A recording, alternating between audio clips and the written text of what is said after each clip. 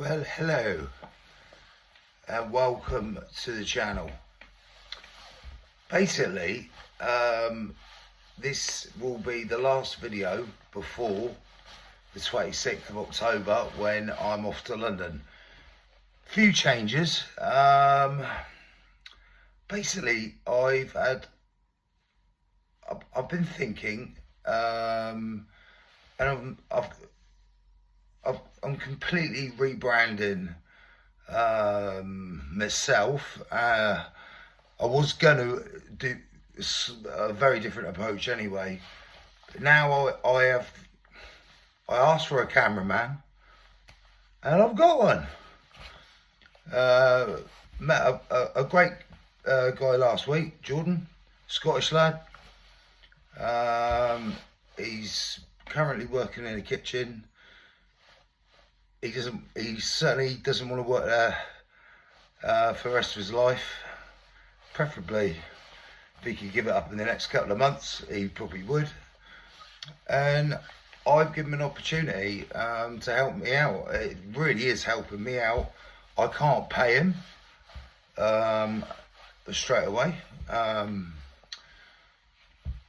said I'd pay for his train ticket, to London, which is expensive enough.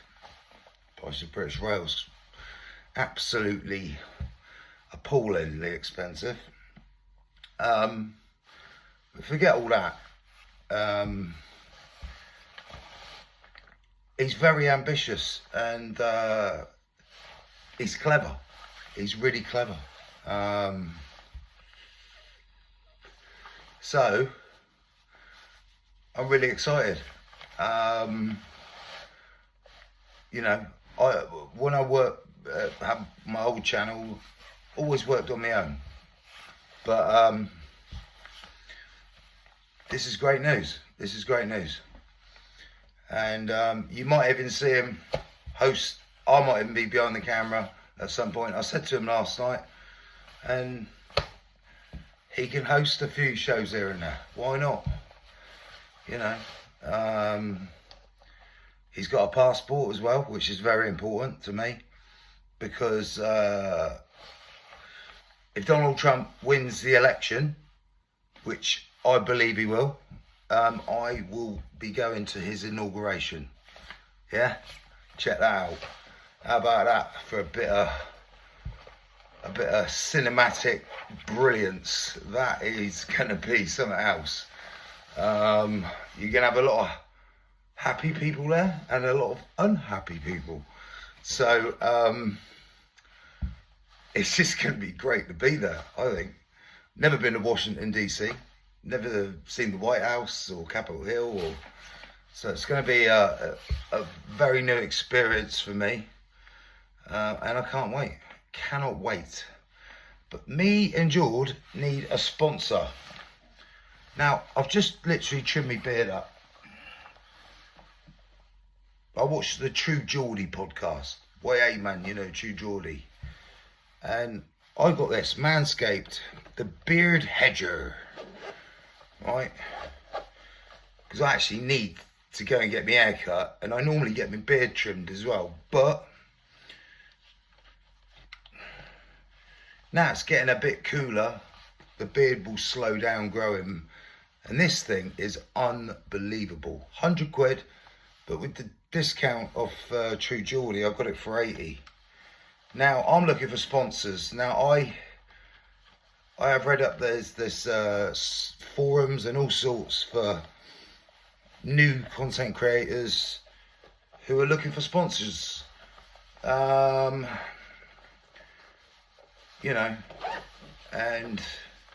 this weekend I will be, I'm changing the name of the channel as well. I'll tell you what it's called in a minute. It's quite funny actually. Yeah, Facebook, Instagram, Rumble, YouTube,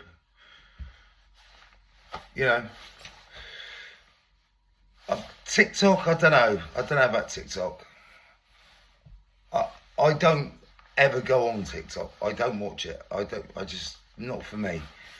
I think the videos are really short, aren't they? I can't stand short videos. Even the shorts on YouTube wind me up a bit, because you think, oh, this is a good little video, isn't it? It's over in like 30 seconds or 15 seconds or a minute most. Not for me. But look, we'll see.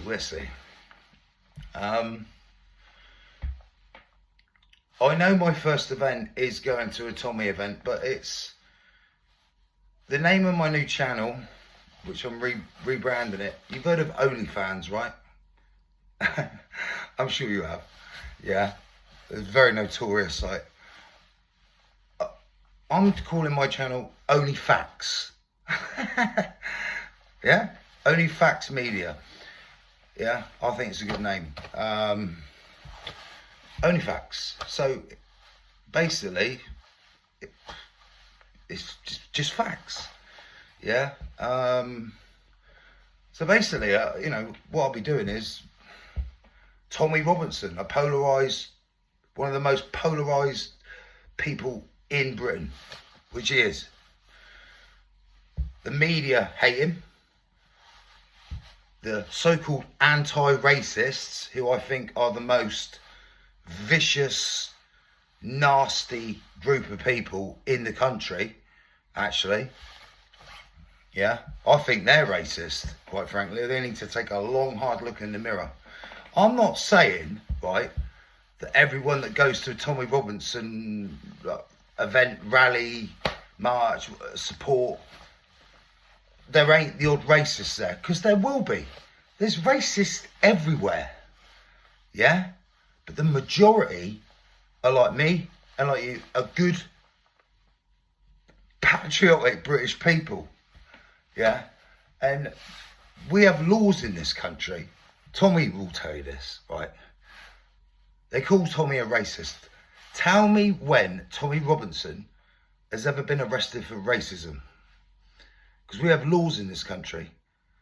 How long's Tommy been speaking? 15 years? Publicly? Around that, sort of that, wasn't it? 2009? 2010 maybe? 14, 15? It's about 15 years, right?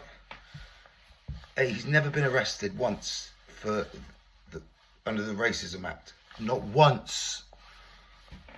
What does that tell you? Tells you he's not racist, really, yeah. You know, he headbutted a Nazi. I remember that. I remember him headbutting a Nazi. Yeah, look, man, he did his best to weed out the scum from the English Defence League, but it was very difficult.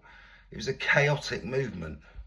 That's why I never got involved in it. You know, it was not for me. But what I did enjoy listening to was Tommy Robinson speak. The guy's so articulate, and you know what? He hits home with normal working folk. That's why I'm bemused that Labour have got in. But I believe Labour got in because the centre-right, or the right, or the far-right, everyone's fucking far-right nowadays, aren't they? Right? The Tories were a mess. Reform are just coming through, right? What happens in America in, 3 weeks is massive, right? But hand on heart, Trump, apparently he's winning. Everyone's, he's the bookie's favourite. He's winning in the opinion polls. And you've got all sorts of crazy people that are saying, I've changed my mind, I'm voting for Trump. I keep reading it everywhere. Have you seen what that Camilla Harris has put out? It's actually against, I think it's against the law. It's unconstitutional. Now, if I was American and I seen what she's put out, I'd go fucking mental, right? It's, you know, we get elected in blah, blah, blah. We will give 1 million to 1 million young white, not very white, black men, entrepreneurs, 1 million of them, £20,000, don't have to pay it back. It's insane. You need to read it, man. All about owning weed shops, and it's insanity. And it's fucking racist, man. What about white people? What about Latino people? What about Asian people? Where's their 20 grand? Where's their promise of a weed shop? It's because, apparently, she's losing the male black vote. To who? You heard? Mr. Trump. Yeah? Oh, no one black, especially, vote for Donald Trump. Oh, yes, I think they are. You know what I heard Donald Trump say yesterday? We have liquid gold under our feet, more than China, Russia, every bloody rich, Saudi Arabia, all put together. They've got more natural resources in America than every country on earth that produce oil and gas. I never knew that, but Trump said it yesterday, and he said, within the first year, I will cut electricity bills and power bills by 50%, and that is a promise. Whoa, mate, how can Kamala Harris deal with that? Because do you know what's so about Donald Trump? He delivers on his promises. You know what? His presidency was almost immaculate until COVID, and things just went pear-shaped. That's the only reason he didn't get a second term straight away. I actually think he'd be going for a third term. Yeah. Who knows? Trump might be in office for 8 years, or 10 years coming up. I think he might have had enough. But he's going to win the election, I think, and I really want him to, because I want to go to Washington DC for his inauguration. It's the day before my birthday, so what a birthday present that'd be. And his speech, whew, oh, it's going to be amazing. The meltdown of the lefties. And here, well, I've said Labour have got in because there's a vacuum, yeah, of political muscle. But by the time Labour are done destroying this country, worse than any other government have done in recent years, they will be kicked out of Downing Street for a very, very, very long time. The Tories, it will either be one of two parties for me. Yeah, they will be right-leaning. You know, it will either be Conservatives, or it'll be Reform. Can Reform build enough? For me, Nigel Farage needs to get a young charismatic leader, someone the public relate to. Find a charismatic leader for Reform, have the right policies, and this country will vote in a new party for the first time, well, ever, I think. I don't know if there's ever been a party, apart from the Tories or Labour or Lib Dems in this country. I'm not sure. I'll have to check the history books. But that's what I believe will happen. And I don't see Keir Starmer lasting either. I mean, who on earth is going to replace him anyway? I mean, the options are probably even worse. But, yeah. So, I'm really looking forward to seeing you guys out there on Saturday week in London. If you see us, come and say hello if you recognise us. And if you don't, I'll be coming up to you. Yeah. I won't be too intrusive. I just want to experience the day and get a feel. Get a feel. And I will be going up to the anti-racists, hope not hate and all that lot. I will go up to them. And I'll be asking them questions as well. And they won't know that, you know, I think Tommy has got the biggest set of testicles in the country. No. I won't let on straight away, at least anyway. But I will say it eventually to them. Probably near the end. Just for a laugh. But yeah. Never been to Downing Street myself. Always wanted to have a little gander. It's going to be crazy. I just hope that thousands and thousands of people turn out. So the Labour government get the message. Keep your hands off Tommy on the 28th. You know, just another government that think by sending him to prison is doing, yeah, keeping him quiet. No, you're not. You just create other Tommy Robinsons. And this time it's the general public that are pissed. Like, the general public. Yeah.